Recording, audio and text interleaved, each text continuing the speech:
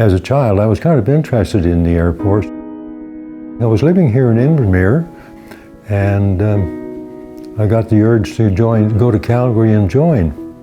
And my age was 20 in 1939. I got a call right after a turkey dinner at Christmas of 1940 to go to Calgary on January the 4th and join the Air Force. I was then transferred to Brandon, Manitoba, to the Manning Depot, but I went to bombing and gunnery for part of my duty there, waiting to go to ITS, and that was at Portage-la-Prairie. And then I was transferred to Regina ITS and went through the initial training there. And interestingly, there on the steps, when we graduated, there was an RCAF corporal there, and here we were all lined up on the streets, and he said, okay, you guys from here are navigators, you guys from here are going to be air gunners, and the rest of you are pilots. And I happened to be in the right pilot. So then that was the selection there on our particular course. And then I was fired off to Boundary Bay near Vancouver for my elementary flying training.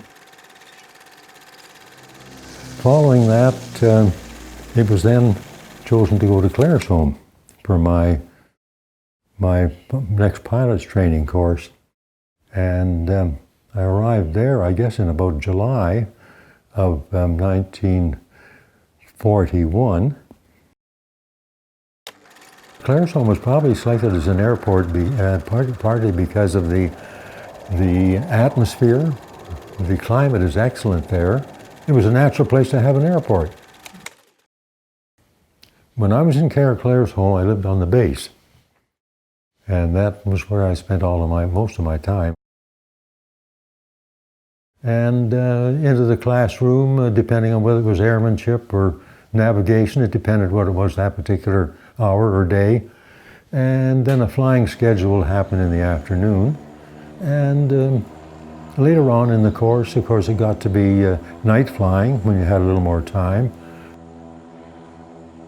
Night flying, which I found very interesting, and you wouldn't even think there was a war on when you were out at the night flying field, flying around at night in Claresholm with the window open, nice fresh air. The link trainer, which you were sort of boxed in quickly, and you felt uncomfortable in a sense because you didn't have a comfortable seat, and suddenly it was nighttime and all you had was instruments. After a while you could relax, and we did several hours on that, of course. Oh, it was a very beneficial treatment, definitely, especially for instrument reading, which you had to do. If there was any night flying involved, it was very necessary. The training there was basically twin engine. I was more interested in the fighter side of the game, but you had to do this. And the course there was fairly intensive. The community was very helpful and very friendly. 10% of the course, when they graduated, were allowed to say, do you want to be instructors in Canada, or because some of the guys were married and it was a good idea to maybe stay in Canada. And the rest of us said, let's go. We want to get overseas and do what we can. We had to stop mid-ocean a couple of times because of the U-boats. Nobody move or do a darn thing. Got over to Birmingham and saw the first signs of war there with the buildings that had been bombed. And then on to Bournemouth. And then all of a sudden the good news came that we were selected to go to on Fighter OTU. And then I was transferred to 55 OTU up in Annan in Scotland, near Dumfries. And that's where I got into the hurricane training. And then the word came through that they were short of pilots, so we got pulled out and into the system properly.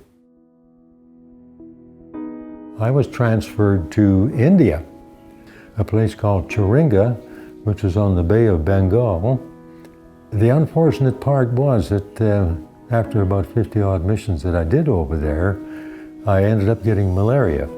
But it happened just about the stage that we managed to get the Tidham Road open, and I was happy to be kind of a part of that, along with the other guys that did a hell of a pile of work. Self-respect, respect others, and always think positive. We have a great place to live in.